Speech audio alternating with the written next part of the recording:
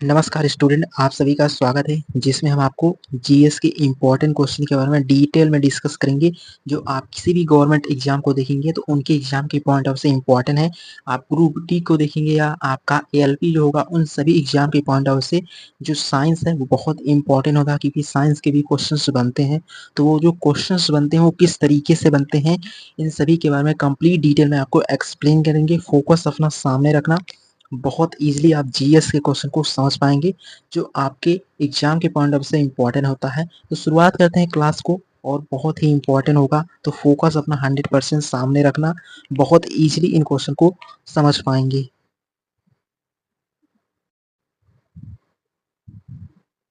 And उसके बाद first question है जो बहुत इंपॉर्टेंट है।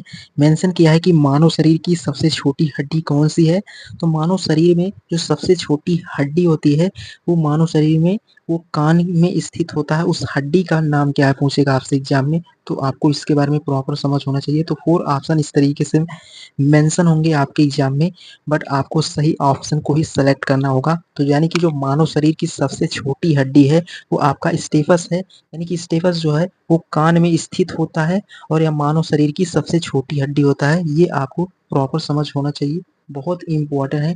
इस तरीके के ही क्वेश्चन आप लोगों के जीएस के बनते हैं जो एग्जाम के पॉइंट ऑफ व्यू से बहुत इंपॉर्टेंट होता है। तो फोकस रहेगा तो इस तरीके के क्वेश्चन को बहुत इजीली आप कर पाएंगे, और आप लोगों की एग्जाम में सीधा छपने वाले क्वेश्चन है कि पूछेगा कि मानव शरीर की जो सबसे छोटी हड्डी होती है वो कौन सी होती है। तो 4 ऑप्शंस होंगे, इस तरीके से मेंशन होगा।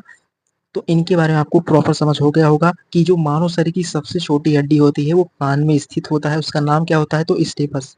तो ये आपको प्रॉपर समझना था। एंड बढ़ते हैं अगले क्वेश्चन के बारे में जो कि और इम्पोर्टेंट है, और आप लोगों के एग्जाम में भी सेम इसी तरीके से जीएस के क्वेश्चन बनते हैं। तो आपके एग्जाम में जब मेंशन होगा तो आपको फुल क्लियरिटी हो जाएगी, बट आपको फोकस 100% क्लास में रखना होगा। एंड बढ़ते हैं अगला क्या है उसके बारे में। एंड सेकेंड नंबर क्वेश्चन बहुत इंपॉर्टेंट है। इसमें मेंशन किया है कि रक्त का थक्का जमने में सहायक कौन होता है। यानी कि जो आपका ब्लड होता है वो अगर थक्का, यानी कि ब्लड में थक्का जम जाता है तो उसमें सहायक कौन सा होता है, तो कौन सा ब्लड होता है। तो इसमें भी आपके 4 ऑप्शंस हैं। पहला है आरबीसी, दूसरा है डब्ल्यूबीसी, तीसरा है प्लेटलेट, और डी है आपका प्लाज्मा।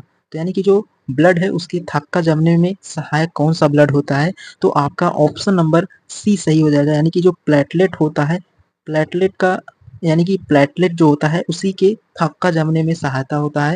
यानी कि जो ब्लड होता है आपका एक प्लेटलेट होता है, जो होता है जैसे जब किसी भी व्यक्ति को कोई भी मच्छर या और किसी बैक्टीरिया से जो होता है, यानी कि उसका प्लेटलेट डाउन हो जाता है तो फीवर होने लगता है। तो इस तरीके से यहाँ पर मेंशन है कि जो ब्लड का थक्का जमने में सहायक करता है वो आपका प्लेटलेट होता है। तो ये आपको पॉइंट क्लियर हो गया होगा, बहुत इंपॉर्टेंट था, बहुत ही इंपॉर्टेंट है। इस तरीके से ही क्वेश्चन मेंशन हो गए। एंड बढ़ते हैं। एंड तीसरा क्वेश्चन है कि मानव शरीर का तापमान नियंत्रित करने वाली जो ग्रंथि है, इसमें भी 4 ऑप्शन है आपका। इस तरीके से 4 ऑप्शन है, बट जो मानव शरीर की टेम्परेचर, यानी कि मानव शरीर का तापमान नियंत्रित करने वाली ग्रंथि है वो आपका हाइपोथैलेमस शरीर के तापमान को क्या करता है और उनकी क्रियाओं को नियंत्रित करता है। ये आपको क्लियर होना चाहिए, बहुत इंपॉर्टेंट है, सीधा एग्जाम में छपने वाला क्वेश्चन है और बहुत ही इंपॉर्टेंट है। तो आप लोगों के एग्जाम में भी मेंशन होगा, तो इसके बारे में आपको समझ होना चाहिए, बहुत इंपॉर्टेंट है। सीधा इस तरीके से ही एग्जाम में मेंशन करता है, और बहुत ही इंपॉर्टेंट है कि जो मानव शरीर का तापमान नियंत्रित करने वाली ग्रंथि है वो इस तरीके से है। तो ये एग्जाम के पॉइंट ऑफ व्यू से भी इंपॉर्टेंट है।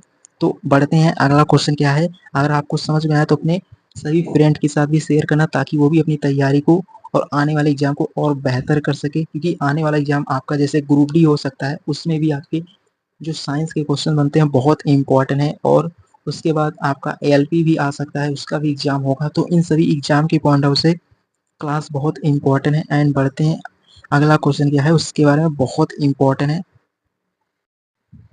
एंड फोर्थ नंबर क्वेश्चन है कि सबसे कठोर प्राकृतिक पदार्थ कौन सा है। तो यानी कि जो सबसे कठोर प्राकृतिक पदार्थ होता है वो 4 ऑप्शन है। जैसे सोना हो गया आपका, एक सेकेंड ऑप्शन में मेंशन है लोहा, और सी ऑप्शन है आपका हीरा।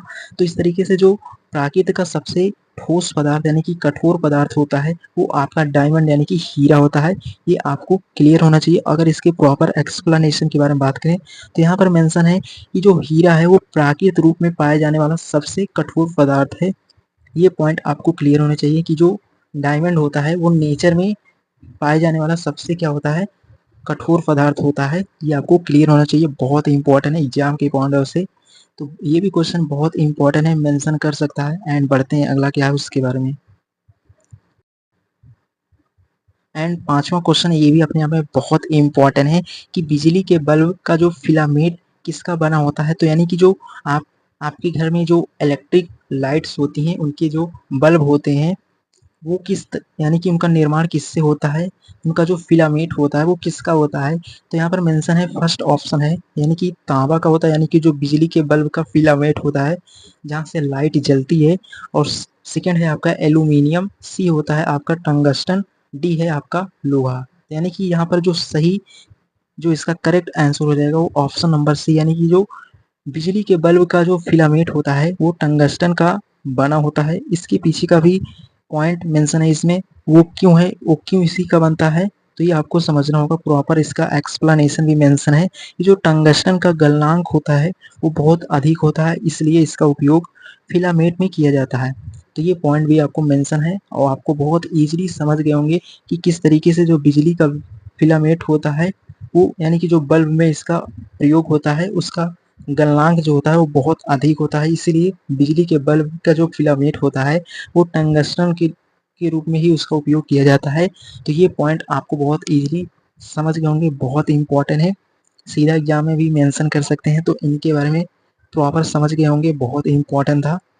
बहुत से स्टूडेंट को इनके बारे में नहीं पता रहता है, लेकिन अब उनको प्रॉपर समझ हो गया होगा कि जो बिजली के बल्ब का फिलामेंट होता है वो किसका बना होता है। तो ये पॉइंट भी आप बहुत इजीली समझ गए होंगे, बहुत इंपॉर्टेंट है। अगर कोई भी डाउट हो तो कमेंट बॉक्स में मेंशन कर सकते हैं। बढ़ते हैं अगला क्वेश्चन क्या है उसके बारे में। उसके बाद 6 नंबर ये भी बहुत इंपॉर्टेंट है कि पृथ्वी के वायुमंडल में सबसे अधिक मात्रा में कौन सी गैस पाई जाती है। तो यानी कि जो हमारे अर्थ है इसके वायुमंडल में पाए जाने वाली सर्वाधिक जो गैस है, तो इसमें भी आपके 4 ऑप्शन है, मेंशन है इस तरीके से ऑप्शंस। तो ऑप्शन को आप देखेंगे तो आपको यहाँ पर मेंशन है, फर्स्ट है आपका ऑक्सीजन, सेकंड है आपका कार्बन डाइऑक्साइड गैस है, एंड सी है आपका नाइट्रोजन, और डी है आपका हीलियम। तो यानी कि जो आपका वायुमंडल है वहाँ पर अधिक मात्रा में पाई जाने वाली जो गैस है वो आपका यहाँ पर मेंशन है कि जो नाइट्रोजन गैस होती है वो वायुमंडल में पाई जाने वाली सर्वाधिक गैस है। और वो उसकी मात्रा अगर पहुँच लेगा तो 78% नाइट्रोजन गैस ही पृथ्वी के वायुमंडल में पाई जाने वाली गैस है। ये आपको समझ हो गया होगा, बहुत इंपॉर्टेंट है आप लोगों की एग्जाम के पॉइंट ऑफ से कि पृथ्वी के वायुमंडल में सबसे अधिक मात्रा में पाई जाने वाली जो गैस है वो आपका नाइट्रोजन है। ये भी बहुत इंपॉर्टेंट है आप लोगों की एग्जाम के पॉइंट ऑफ से। एंड बढ़ते हैं अगला नेक्स्ट क्वेश्चन क्या है उसके बारे में। ये क्वेश्चन तो सीधा एग्जाम में छपने वाला क्वेश्चन है, बहुत इंपॉर्टेंट है कि विटामिन डी की कमी से कौन सा रोग होता है। तो ये एग्जाम के पॉइंट ऑफ से बहुत इंपॉर्टेंट है। तो विटामिन डी की कमी से जो रोग होता है वो यहाँ पर मेंशन है।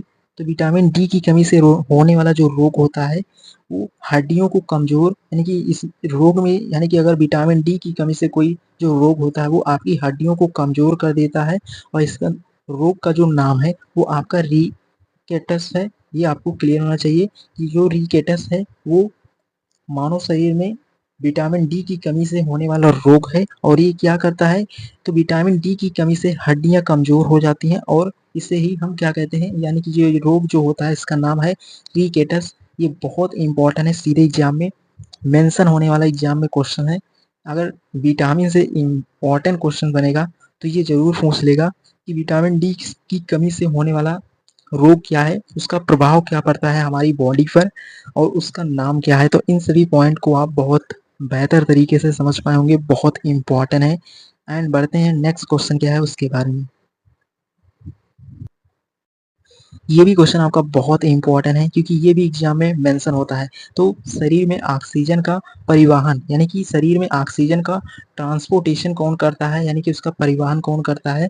यानी कि जो शरीर में ऑक्सीजन का ट्रांसफर करता है हर एक ऑर्गन के पास वो आपका ब्लड के थ्रू होता है। और ब्लड में हेमोग्लोबिन के कारण ही ऑक्सीजन शरीर के विभिन्न भागों तक पहुंचता है। तो ये पॉइंट आपको यहाँ पर मेंशन है और बहुत इंपॉर्टेंट है कि शरीर में ब्लड जो होता है वो हेमोग्लोबिन के कारण ही ऑक्सीजन को शरीर के विभिन्न भागों तक पहुंचाता है। ये आपको क्लियर होना चाहिए, बहुत इंपॉर्टेंट है।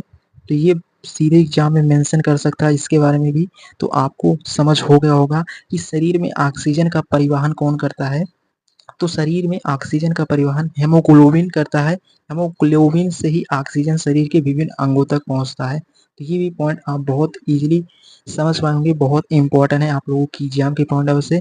तो आपको अगर सभी क्वेश्चन डिटेल में समझ आ रहे हो तो अपने सभी दोस्तों के साथ भी शेयर करना ताकि वो भी अपनी तैयारी को और बेहतर कर सकें।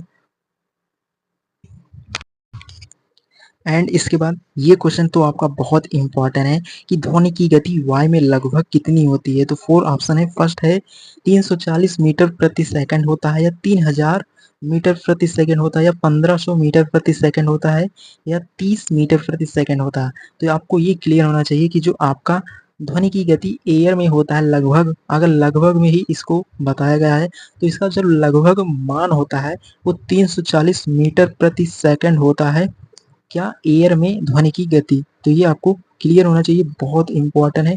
सीधा एग्जाम में मेंशन कर सकता है कि यानी कि जो आपकी बैलून होता है वो एयर में लगभग कितना होता है, यानी कि ध्वनि की गति कितना होता है, यानी कि वायु में कितना होता है। तो 340 मीटर प्रति सेकंड जो होता है। अगर बात करें सामान्य तापमान पर वायु की ध्वनि की गति जो होता है वो इतना ही होता है, 340 मीटर प्रति सेकंड। जो आपका जनरल टेम्परेचर पर वायु की ध्वनि होता है वो इतना होता है।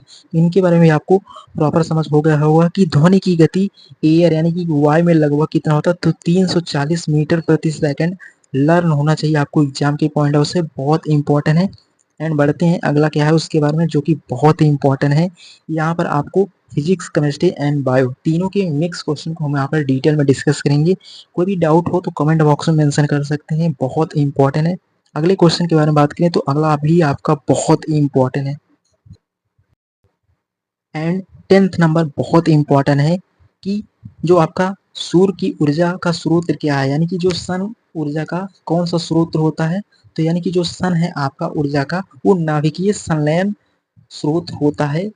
ये आपको प्रॉपर समझ होना चाहिए। और अगर इसकी प्रॉपर एक्सप्लेनेशन के बारे में बात करें तो यहाँ पर ये भी मेंशन है कि जो नाभिकीय संलयन है वो सूर्य में हाइड्रोजन के नाभिक मिलकर हीलियम बनाते हैं जिससे ऊर्जा उत्पन्न होती है। यानी कि सूर्य में हाइड्रोजन के नाभिक मिलकर हीलियम बनाते हैं, यानी कि हीलियम जो गैस होती है वो सूर्य में नाभिकीय संलयन के कारण ही होता है जिससे ऊर्जा उत्पन्न होती है। तो अगर सूर्य में पूछेगा सूर्य का ऊर्जा का कौन सा स्रोत है तो नाभिकीय संलयन है।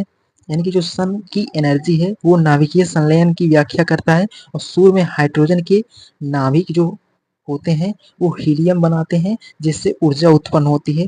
तो ये पॉइंट भी आपको समझना था, बहुत इंपॉर्टेंट है। बहुत इजीली आप इनको समझ पाएंगे कि सूर्य ऊर्जा का कौन सा स्रोत होता है तो नाभिकीय संलयन, क्योंकि सूर्य में हाइड्रोजन के नाभिक जो है वो हीलियम बनाते हैं, नाभिक मिलकर क्या बनाते हैं हीलियम, जिससे ऊर्जा उत्पन्न होती है। तो ये पॉइंट आपको क्लियर होगा होगा, बहुत इंपॉर्टेंट है। तो ये थे आपके 10 क्वेश्चन जो कि बहुत इंपॉर्टेंट है। अगर आपको इनमें कोई पॉइंट में मेंशन कर सकते हैं, अगर डाउट हो तो आप कमेंट बॉक्स में मेंशन कर सकते हैं। क्लास कैसे लगा ये भी मेंशन कर सकते हैं। और भी क्लासेस से जुड़ने के लिए आप हमसे जुड़ सकते हैं। आपको जीएस के बारे में हमने डिटेल में डिस्कस किया और जीके के बारे में आपको प्रॉपर समझने को मिलेगा। बहुत ही इंपॉर्टेंट क्लासेस हैं। तो मिलेंगे एक ऐसे नए सेशन में जहाँ पर और इम्पोर्टेंट टॉपिक के बारे में आपको डिटेल में डिस्कस करेंगे।